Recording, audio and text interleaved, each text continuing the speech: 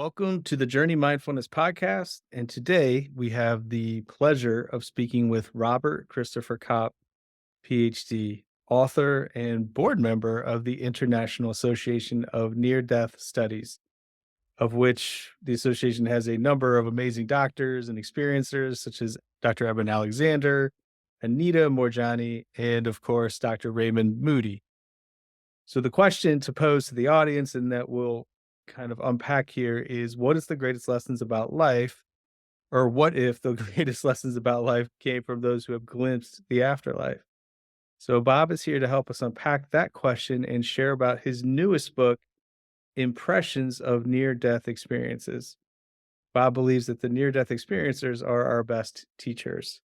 So join us as we explore the profound insights Bob has gathered over his years of research and discover how personal tragedy inspired him to share these transformative stories.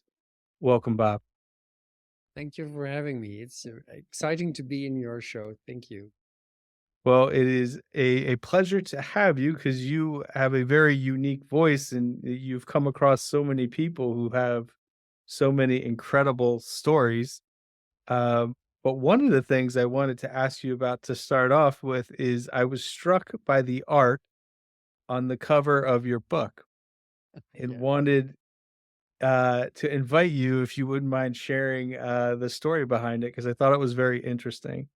that's nice that you start with that. I'll show the artwork. It's a painting by Monet, and Monet is an impressionistic artist from France, some 150 years ago, and he painted this picture because he got a lot of criticism from critics because they said it's not finished. The painting is not finished. It's still you have to continue working on it because this is not what we want to see. And the idea is that with an impressionistic painting, you just get to see part of what it is, and you fill it in yourself with your own mind and your own imagination. And since the critics call this, the painting is called Impression of the Sun Rising Above the Harbor. As you can see, there's a sun there and there's a harbor. Hmm. The critics call it, it's just an impression. It's nothing interesting. And that stuck. That stuck for the whole movement. So it's called the Impressionistic movement. I wanted to use this picture because if you study near-death experiences, it's difficult to tell or to explain what they actually are, because those experiences are ineffable. People who have had such an experience have big problems in trying to explain what they have gone through or what they have met on the other side, because they say they were on the other side of life and death. Yeah. And because it's so ineffable, I think the only thing you can do, and that's what I did in this book, I assembled a lot of quotes from NDEs and had that in the book, which gives the reader only an impression of what an NDE is, because better than that, you can't get it. So it's an impression that I try to give to the reader of what an NDE is. And you get a good impression, but it's your own impression. It's what you Yeah. get out of I thought that was so you have that sort of instruction in the book, like it. allow yourself to absorb what you pick up from these quotes and these experiences and just see how they land with you. Yeah. Because I think anytime, or at least when I've heard someone share their story, it is very, it's just very profound, right? Like they're just sharing their experiences as it happened to them, and there's no kind of manipulation behind a lot of them. It's just this is what happened to me, and there's such a variety too in your book of these experiences. I did not realize how many different kinds of NDEs there were, just the different experiences that people have. Yeah. There is not one NDE the same as another. They are all different, which makes it more difficult to study. It would be easier if you could have a tick box kind of exercise where you say, oh, you have had a tunnel, that's fine. You have a light, that's fine. You have a life review, that's good. You saw deceased relatives, very good. But that's not how it goes. Not everyone has a sight or contact with deceased relatives. Not everyone sees the light. Not everyone has a life review.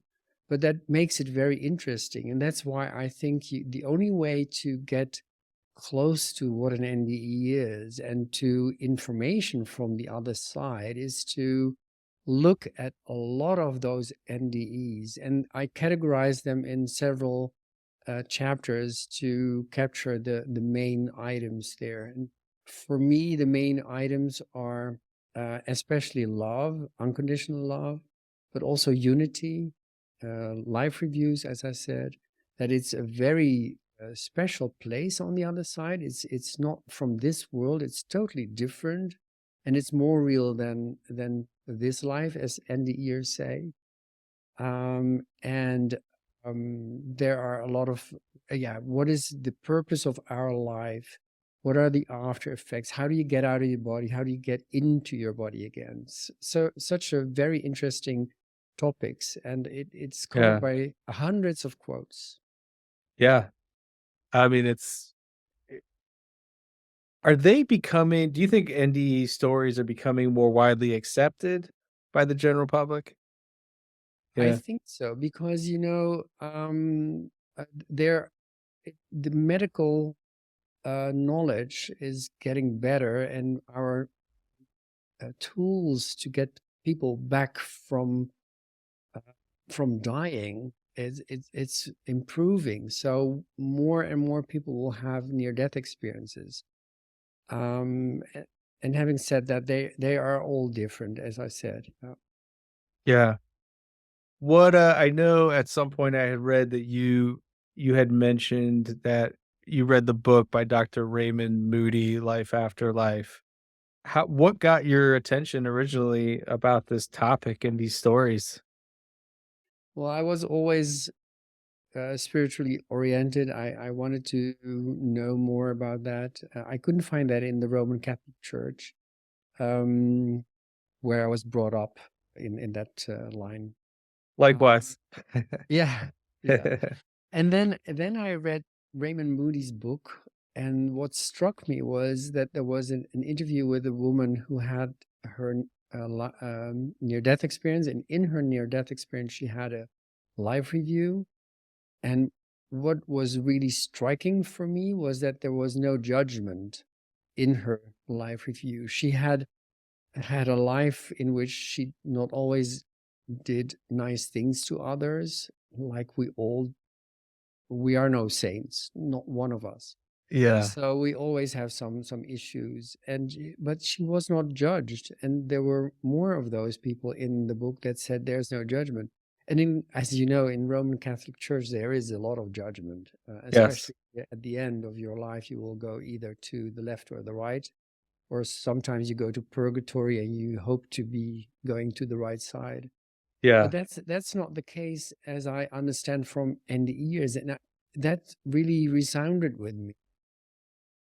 And I thought that was correct, because it felt right at that moment. We all know somehow what the truth is. We all have the truth within us, and the light and the love. It's in Yeah. every one of us. But sometimes, for some people, it's really covered by a lot of junk that we pile upon ourselves throughout our life. It can be because of your upbringing, and you can also be having difficulties with genes that are that are in the way, like your nurture and nature. Your nature is the genes, of course. Yeah. It's, once you hear, so talking about these things is clinically was not widely accepted, I would say, and, I was just realizing or looking at, the IONS website, it looks like you have clinicians that are sort of registered to be able to kind of handle and provide care for people that have had experiences, which is really great because you don't always know who you can talk to about some of these things, and depending on, what the people's beliefs are around you, it's, not always welcome or accepted as such, which can be problematic, but you're a part of it, this growing community of acceptance and sharing these stories, which are, I know a lot of NDErs that they start to seek out meetings and start to hear other people's stories, and there's a lot of curiosity about,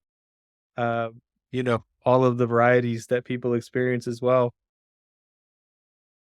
Yeah, there's, when you have an NDE, and it can happen to anyone, and actually, 1 out of 25 or 20 people has had such an experience. So if you look around your friends and family, you will find some of them.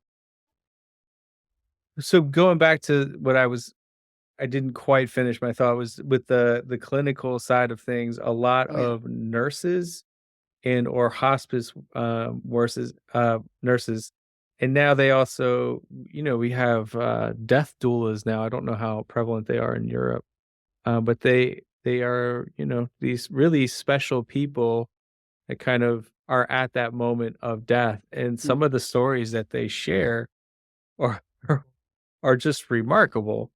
But it's always it was interesting to me once they could find out that I provided an open place for them to share their stories, all of these things came out, that these experiences that they had, and it was always funny to me sometimes where the doctor wouldn't believe it, but the nurses would all just recognize like, "Oh, well, these things happened," or "These relatives were here in the room." It was kind of interesting, but it's becoming more accepted.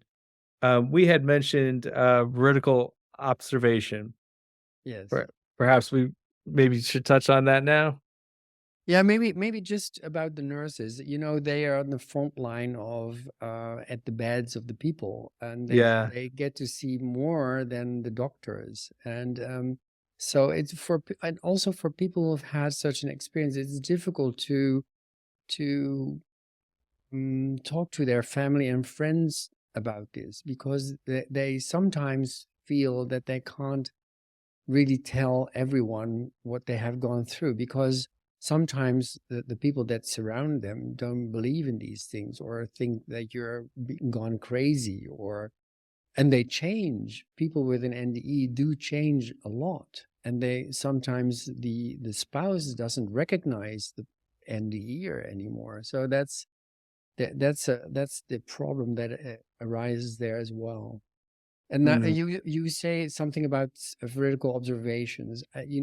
For people who think that these NDEs are wonderful stories, which they are, like fairy tales, but there's nothing uh, true about them. That's where the veridical observations come into play, because there are so many stories of near-death experiences who could be corroborated, confirmed later on after their experience. Let me just give you an example for this. Mhm. A very famous example is where a woman was brought into the hospital unconscious.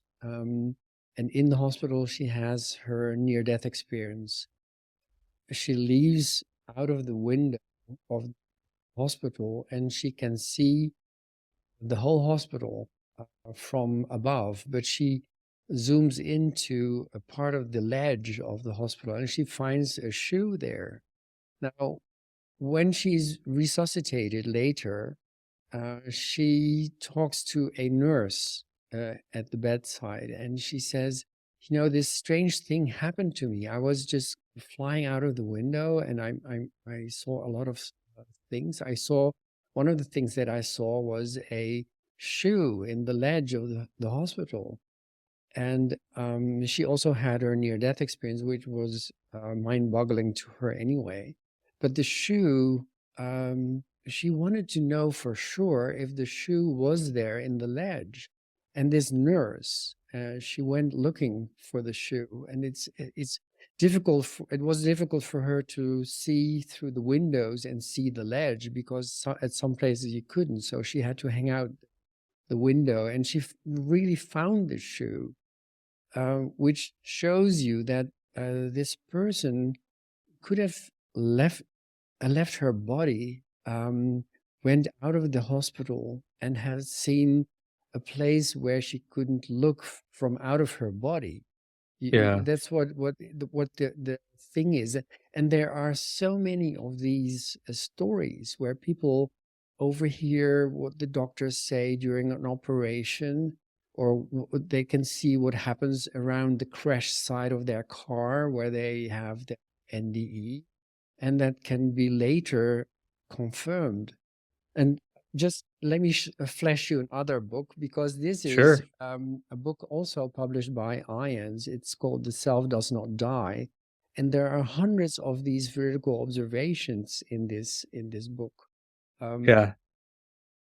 but this example that I gave to you is only shows you that your consciousness can get out of your body and roam around this world that we are in. So it Yeah. gives you kind of circumstantial evidence, since there are so many of those stories, that your consciousness can be separate from your body.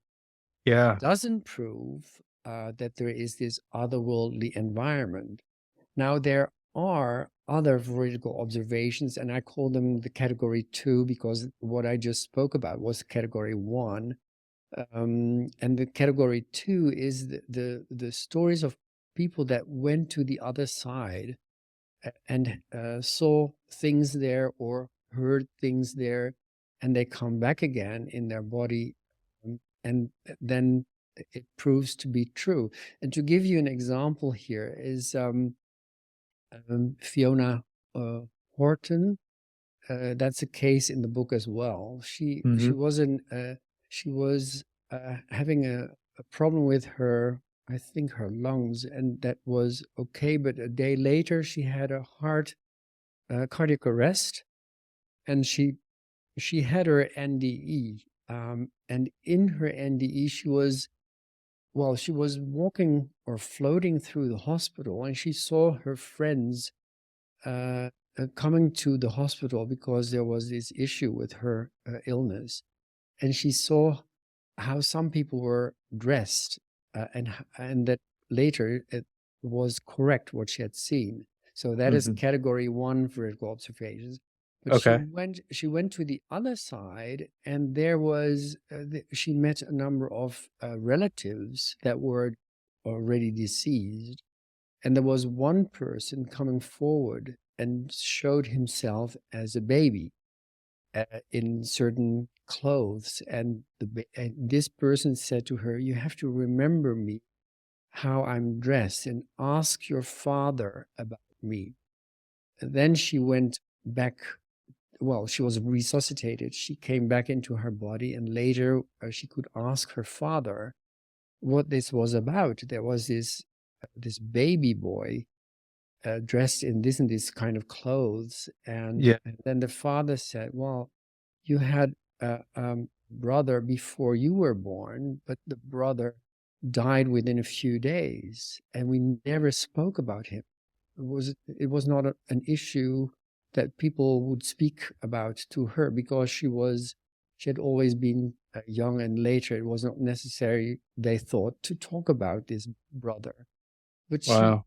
then there was this evidence that she had seen it.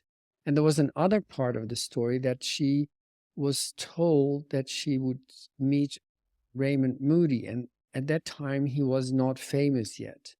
And Oh. they said, "You will meet him, and you need to ask for an interview with him and talk about what you experienced now." And she thought, "I don't know what you're talking about, because I don't know this guy." And they said, once it is there, you will know, and you will have to ask for an interview." Now, Raymond Moody moved over to the city or the little town that she lived in. And for several years, they never met. And then one day, Raymond Moody's son went around the doors for trick and treat at Halloween. Yeah. And then she thought, I don't know this boy from this town, so I'll ask his name. And then she asked him, "What is your name?" And he answered, my name is Raymond Avery Moody." And then it hit her. It was something. It's in her head. Said, "This is the moment now." And then Wow. she said, she turned to the mother and she said, "I need to talk to your husband." And that's where it started. They had this conversation, and she is, I think she also was in his book Wow. later. Yeah. What? Because So that so shows she you that. knew. Sorry, go ahead. Was this before this sort of what do they call that, precognition, or this awareness of this event from years before that transpired? That's incredible. Yeah, it's really a wonderful story. There are so many of those stories out there. People that didn't know about someone in the family who died, and they were shown this person while they are on the other side, and they come back again. They say, "Well, I had an uncle, or I had a sister, or my father is not my father that raised me is not the guy who is my biological father, because I met him in heaven." Things Hmm. like that. So yeah, there are so many stories where it sort of gives you circumstantial evidence that there is this afterlife that we will go to, and I think we all go there. There's no exception. Well, that's an important distinction that you make, is that it's not closed off to anyone, by your belief system or structure in Yeah, any way like that. that's not logical. Why would there be? I mean, I know the religions preclude others, and it's always like that. Why? Why would Yeah. there be a God that says, "Well, I'll make all these peoples on earth, and I'll give them several religions, but only one is allowed to enter Yeah. heaven"? I find that so strange. Why would people think about that? It's interesting. Well, when in my own upbringing, I started traveling and learning about world religions and reincarnation and other things, and it's like, okay, you have this group that believes this and this group that believes that, and some things are similar, and I think eventually you come to that conclusion, like, okay, we're not excluding most of the world's population because they don't believe a certain kind of thing. Yeah, But that's maybe where, um and also in your background, you were what, born in Venezuela and lived all over the world and Iran? Like, so what, you must have had all kinds of experiences with religion growing up. absolutely. Yeah. In Iran, I was, well, confronted is not the right word, but I saw that there were other religions like Islam, but also Zoroastrianism. Mhm. The people living across from our street, they believed in Zoroaster. So there were different religions in Iran that was not the religion that we had. And I got to appreciate Islam because there are such nice things in Islam. It people tend to look down on Islam because some people decide to become terrorists and kill others. Actually, that's not what Islam is about. It's peace. Peace is the thing you need to do, and jihad, which they always use for war or getting down the other side or the other people. That's actually the jihad is the big jihad is the struggle within your own mind to come closer to God. That's what is in Islam. So Mm. there is so many things that are nice in Islam, because we always struggle to get closer to God or to this other. or to become more spiritual or whatever. So there's this struggle we all have. Well, most of all, not everyone I know. Well, it's interesting that you bring that up. Um, Part of my travels, and actually where maybe I'll share this, and you can tell me whether or not this is an actual near-death experience or not. But I was living in Bangladesh, Please which do. is a I'm curious. Yeah. so I was living in Bangladesh, which is predominantly Muslim country, Yeah. and they have a lot of rivers, and you have to take these ferries, which can be quite dangerous. And I was on a ferry one day, They're traveling. always too crowded. Oh my gosh. Yeah. So this is a crowded ferry boat. The women and children are sort of on the inside, and the guys are on the outside, kind of hanging off the boat. Yeah, typically. And so this would have been in Bangladesh. It's the Padma River, but it's essentially the Ganges, where it comes down, and they dredge because of the way the currents and the seasons. They have to dredge paths. So the boat is pretty shallow. That's a very shallow hull, and we're going across the river, which if I remember correctly, takes at least a half hour or more, depending on the current and where you have to go. Yeah. And we're crossing the river, and all of a sudden, the storm came, and out of nowhere, just this quick storm, and the boat started to rock. Mm. And very quickly, I realized this boat's going over. And Mm. so I was a Peace Corps volunteer, and we were sort of trained, if you're on a boat that goes under, you have to get away from the boat quickly. Yes. Otherwise, it'll suck you in, and Yeah, if people can see exactly. you swimming, they'll just grab onto you and pull you under. So you wanna try to get ahead of it and jump. Yeah. So, a terrifying moment, everyone starts to uh, cry, scream to Allah, like, "Save us." And it looks grim, and I'm at the point where I'm gonna have to jump, and I know that if I jump, I'm not surviving. But my hope is if that I can kind of figure out where the current is, and maybe they'll find my body and kind of give my parents some closure. And Wow. so you have to really work up a lot of courage when you're about to jump. So I get ready to jump, and I'm trying to time it between the boat, the way that it's tipping over. And just as I'm about, like, I work up the courage, I'm like, all right, I'm going to go. I hear, like, it's almost like time stood still, and I hear a voice that just says, "Don't jump." And this is like reverberating through my body, like crystal clear. "Don't jump. You're gonna make it. You're gonna get across the river. It's not your time." Oh, And if this is in the midst of the storm, and logically, I'm like, I have to jump. But that happened, and I'm just, okay, I'm not gonna jump. Even though every, cell in my body was like, you have to jump off this boat. And the storm passed, and we got to the other side, and everyone was just very grateful that we all survived. But that's the first but time so the that I boat got didn't tip over. it didn't tip over, but in the Wow. midst of that, this voice came down Yeah, and just yeah, said, I "Hey, we're understand. not." Yep.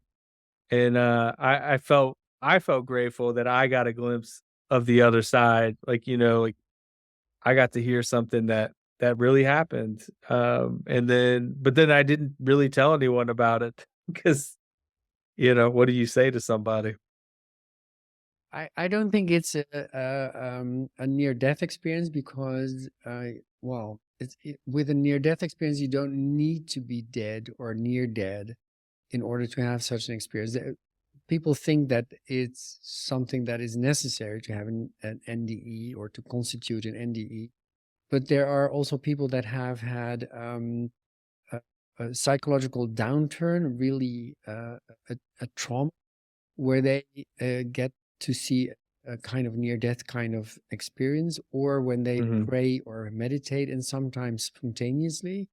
But in this case, you had apparently a voice or a communication that Mhm. that said things that were true and right. So I would more I would classify that more as a spiritual transformative experience because Mm. for you, because you know these things, you know that this is not the voice from one of the people around you, it's a Right. voice within yourself, it's some from somewhere else. So and you attach this importance to it, which it has. So then it becomes more a spiritual transformative experience because i I think it will have changed your life. Did it change your life? It did, but not immediately. Like, I remember Not journaling about necessary. it. It can Yeah. take a time before it does change your life because it needs to sink in. I've heard some people that have had multiple NDEs talk about that, where they say, "You would think I would have changed my life after the first 1 or 2, but it took another time before I really did something about it," and that resonates with me because that's sort of what happened to me. Yeah. There's now you mentioned this. I know a guy who had an NDE, and he was really a financial wolf. I mean, he was only into money and stuff like that. And after his NDE, he he changed. He thought that's not so important anymore. But later on, he changed back again and becoming this financial a person that is nothing wrong with financial people. I'm one of those too. But Yeah, it's the way that you are consumed by just only money, because that's very narrow. But that's happened to him again. And then he had his second NDE that really changed him. And then after that, he thought, well, I was on the wrong path. Uh, Going back to this only money is important kind of idea. yeah, And that is what changed him. But most people change after the first time. And having an NDE is not an easy thing. It takes time to have it settle down within you. On average, it takes like 7 years for people to adjust again to life. They find it difficult to live again because they've seen this other world and they really, really like that. Because it's much nicer there. There's yeah, so much love, and it's from an unconditional kind of love. You don't find that here. You don't find the music here. You don't find the colors here. You don't find anything here that you have seen on the other side. So it draws. You want to go back again. You have yeah. a homesickness. So people who have had an NDE do have trouble adjusting to life again, and they can settle at some point, but they will always have this homesickness.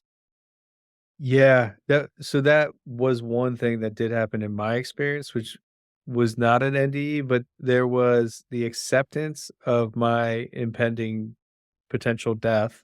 Yeah. There was a tremendous amount of peace, a peace that I have never really felt before or since.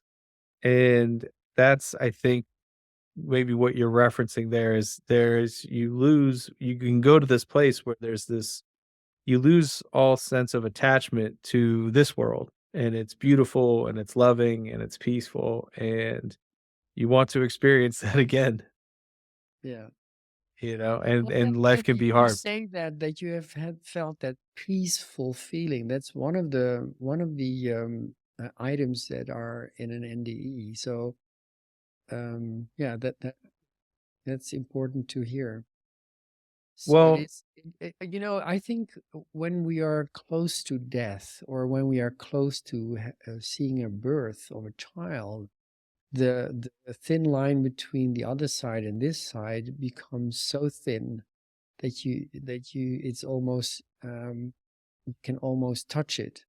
And that's yeah, what you experience at that moment. You were so close to death that you could hear the other side, you could feel the other side. And I don't know if you saw light perhaps, but that's another, and then you couldn't really see it, but you can Yeah. feel it and you can hear it. So there's some of the, yeah, that's important to know. I was just thinking some of the things that come up sometimes in sessions that I have are, at the moment of passing. There's so many. The one book you had said paranormal, but visitations from relatives and things like that. Putting a hand on a shoulder or a thigh. There's just so many interesting things that happen at that moment of death, and with near death, they're coming back, but it's always interesting. Um, are there interesting stories about that you've come across? The after death communication, which is a totally different subject, but there, studies show that around 50% of the people of the population has had after death communication of some sort, like Mm, feeling a hand on the shoulder or having meaningful moments in things they see or hear, even, or also seeing of people that had been deceased. So there's a lot of that kind of stories, but I just settled for only the near death experiences. So those are the people that had um, most of the time medical critical situations, but not always. Also, yeah. the other things that I mentioned, like a trauma or a psychological downturn, prayer, meditation, and sometimes even spontaneously. And they went to the other side, got information, messages, and came back again. Because, you know, what I think is, what I always liked to know is what the messages are. I'm Yeah. not so much interested in how people die. Sometimes the stories of NDEs are very long in the way they had the car and then crashed into something else, or they had this cardiac arrest, or they had a breathing problem. It's for them it's important, but for me not, because there's no message there. I want Uh, to hear the messages from the other side, and those are then it starts to become interesting. For instance, life reviews. From yes. life reviews, you get to learn that you can feel whatever your anyone else that you interacted with has felt, but you feel it not only from your own point of view, but you feel it from the other point of view, from the person that you interacted with, or that the receiver, as someone said. So the other party that you acted with is the receiver of your actions, being nice actions or being not so nice actions, but the receiver. You become the receiver. You're on the other side. You are feeling what it is to be the other side. That's really amazing. And it's not Yes. only that one or two people say it. It's constantly that people say that. So it That's one of the must be similarities. something true. Yeah. Well, that's one of the things, you talk about what, how do you put it? Um, what I do to you, I do to myself, Yes. Yeah. Yeah. and it's incredible to think that every, um, interaction that you have with someone, like this exchange now, this moment, Yes. everything matters. It's all relevant. Like Yes. each experience counts. Yeah. And the interesting thing is you can also find that in the Bible. You're a Roman Catholic, so I can tell you also, you know that probably, that Jesus at one point said, whatever you do to the least of the people, you do for me. And I think he said that because he knew that you can always feel anyone. For whatever you do to someone else, you can feel it from the other side. Yeah. Yeah.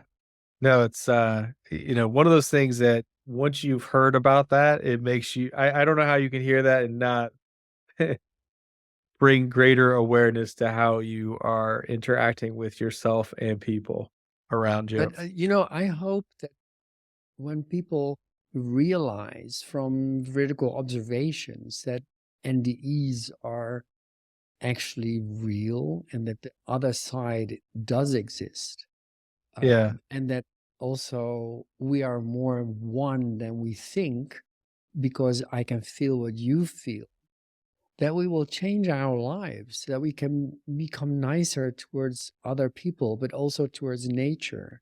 And I also give the example of all the wars that are going on at this moment, like the Russian-Ukrainian war, or the Gaza against, or the Palestinians against the Israelis. I mean, if you hear that people shoot each other, that they do these awful things to each other, you have to imagine that they can feel it from the other side. And we cheer only one side always. We cheer either this side or the other side, but both sides will feel the other side. That's how it is organized, according to me. And that's based on NDEs. Yeah. We will all feel the other side, no matter what we do.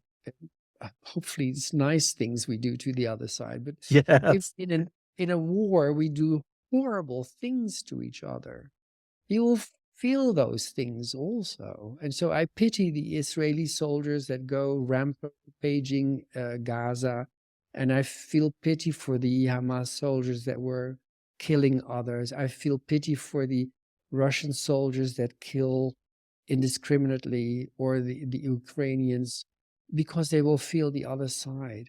And Yeah. I think that's painful. You can only pity them for this, because they are being sent into all these wars by others. Yeah. Yeah, just the concept of there is no other and we're all interconnected. Yeah, The yeah, that's last the last person I interviewed that shared their NDEs, actually they were a soldier, but they came back and the one of the rules that he had to live by was to love everybody yeah, with the emphasis on everybody, yeah. which is not, we're not always taught that in the way that our programming teaches us different things when we're coming up. Yeah. That's the whole problem with programming. I mean, we are programmed ever since we were born. We are taught to do this and taught not to do the other thing. It starts with all that kind of stuff. Sometimes it's very good, because if you put your hand on a hot stove, it's nice to know that that will be painful, and you learn that you shouldn't do that. But there are other things that like um, learning that a certain species on Earth, like whatever color they have, is the wrong color. That's awful, because that's we are all the same. We come from the same thing, and we will go back to the same thing. That is what I learned from NDEs, and there are so many of those quotes in my book that show you that we will all go back to this one place, and Yeah. we will understand why we are here, and we will meet a lot of love that goes to everyone, that goes to black or white, Muslim or Palestinian or Jew or Russian or Ukrainian, doesn't matter. Everyone gets this Yeah. abundance of love.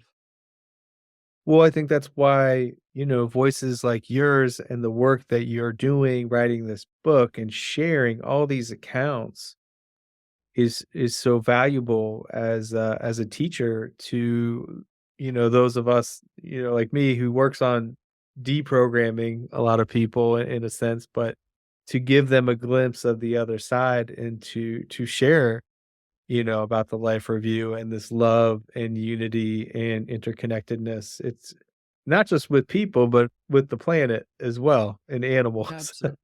Yeah, absolutely. Yeah. Nature is so important. I mean, we need nature. Nature doesn't need us.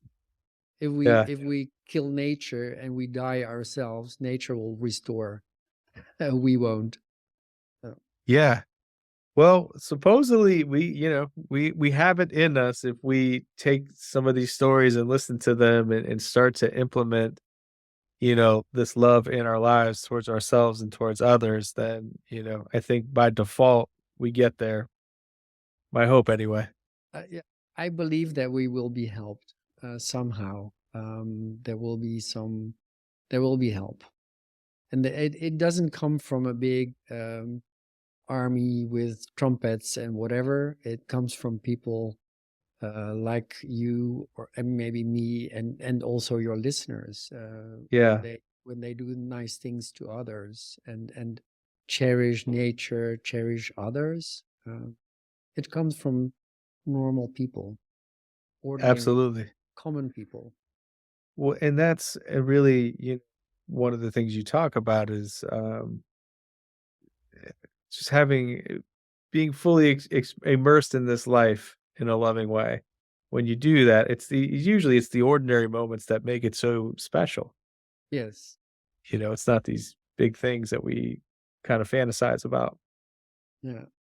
Yeah, that's what I understand from NDEs, from life reviews. It is especially the small and seemingly insignificant moments that really count, where you smile at someone, or where you say a nice word to someone, or where you do something nice. It's not that you earned a lot of money or that you have a big car. Those things are not important. It's these kind of things, and it's especially the things you do to people you don't know. I mean, it's easy to be nice to the people you love or the people that love you.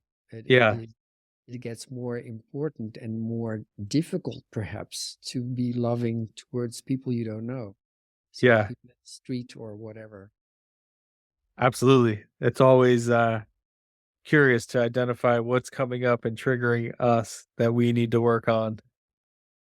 Um, what so you're one of the things that I really wanted to get across is kind of dispelling this sort of there's so much fear in the world, and I think when you share these stories, you start to see, okay, I need to focus on my life and living well and loving myself and loving others more. And also that there's hope for the future. And I think that's very strong. And I think that's what part of the message I think you're trying to get with your book is that there's hope and love versus this fear and of, making the wrong turn at the end of the line. Yeah, So it's yeah, exactly. It is. There is a chapter in my book that says something like, "Why are we on Earth?" And what is important to do. And it's like it's exactly what you say. It is the how much love have you brought into the world, and there's no judgment. If you did nothing about love, fine too. You're always welcome on the other side, yeah, and everyone is loved. That's that if you get to understand the impressions of NDEs, of near death experiences, you understand that everyone is loved beyond their wildest dreams. And that applies to everyone, also the people you don't like. We all yeah, have people we don't like. There may be the politicians, or there's your boss, or there's the person around the corner, a shopkeeper. I don't know. We always have someone we don't really like, but that person is loved beyond uh, our wildest dreams and his or her wildest dreams too. We yeah, are all loved. We are all important. That we are on earth is so important, because what we do is important. It's you wouldn't be here if you wouldn't be important. So we all yeah, have this task that we have to perform. We don't, NDErs, sometimes they don't want to go back to their yeah, body, and then they are shown, well, you need to go back because you're not done yet. There is something important you still have to do, and then they sometimes get to see what that is, and they decide, okay, I understand now. That's something that I decided before coming on Earth that I was yeah, going to do, so I'll be going back. And then when they are back, they can't remember what that was. But there is something we all need to do. And we are all important in that we have to do that. It's interesting that Anita Morjani is an NDEer, yeah, and she likened it to a nice, a wonderful, really magnificent tapestry where every little thread is a person. But if you would take out one thread and toss it away, then the tapestry loses its wonder. That's how she likened it. And I thought that was interesting because it shows you that we are all important, we all are indispensable. So the time you have on earth, even if you have difficult times here, it is important. That's what I understand from NDEs. So there are, of course, listeners that may have had or are in big problems, difficulties for whatever reason. There is a reason for this, and there, you are loved nonetheless, and you are important in the way you try to tackle and resolve those issues. So don't think that you are not loved or that you're not important. You are. That's what I understand from NDEs. And there's so Yeah. many of those stories. There's exactly one person had this story that she was really in such a traumatic situation with her marriage. On top of everything that went wrong in her life, she heard that she would not be able to get children because of some medical issue. Hmm. Then she wanted to just die, and she sort of committed suicide. And then she met Jesus in her NDE. And at this point, I always say that also other deities have been seen. So it's not only Jesus that is. Yeah. But Jesus said to her this one line. He said, "Don't waste your life thinking that you're not loved." And she was an English teacher, and she later was analyzing those words because she thought, well, apparently I have a life that I can waste by doing certain things. And that's true. So try to be loving and know that you are loved. So yeah, that's it. Yeah. That's those are both wonderful stories and very inspiring. You are a wonderful storyteller, Bob. These are wonderful. They are all in my book. There are so Yeah, many show it up. very interesting stories to tell. There's an abundance of those. Well, I will put the link to your book. And are there any other books that you've written that you would like to mention? Um, there is, well, I have had, I wrote a book on NDEs and religions, the essence of religions. That's the title. Mm, And there I compare the 5 religions, major religions, and the main strands of the religions with NDEs. And that I thought that was very interesting to do because yeah. it shows you that the essence of every religion, so the real essence of each religion, you will find in NDEs, but not every essence of NDEs you can find in all of each of the religion. And I'll give you an example to clarify that. Like in Hinduism, for instance, the idea is that we all have God within us. You have a God within us, within you, and I have one in your listeners. And that's why people always put their hands together to greet the God within you. Now, in NDEs, there are so many people that say that we all are part of God, or that we have God within us, or the light within us. So that coincides with Hinduism. But if you look at Christianity or Islam or Judaism, God is somewhere outside of us. It's a third person who will judge us and toss us in hell if we have been bad, or puts us in heaven if we are good. But we are Mhm. still different from God. And that's different from what Hindus think. And it's also different from what NDEs think. So that's an example there. Yeah. Well, Bob, thank you very much for coming on my show. and sharing your experiences and your book and these stories. The message is of love and hope. It's very powerful and very compelling. And for those listening, you should check it out. It's really good stuff. Thank you for having me on your show. It was wonderful to talk to you and to have all these questions, really wonderful questions. Well, I appreciate it, and yeah, we'll be in touch. Thank you, my friend. Thank you too. Thank you so much for tuning in today and being with us. May you find joy, flow, and adventure on your journey. And if you got something from it, please like, share, and subscribe and or comment. It means a lot. Thank you.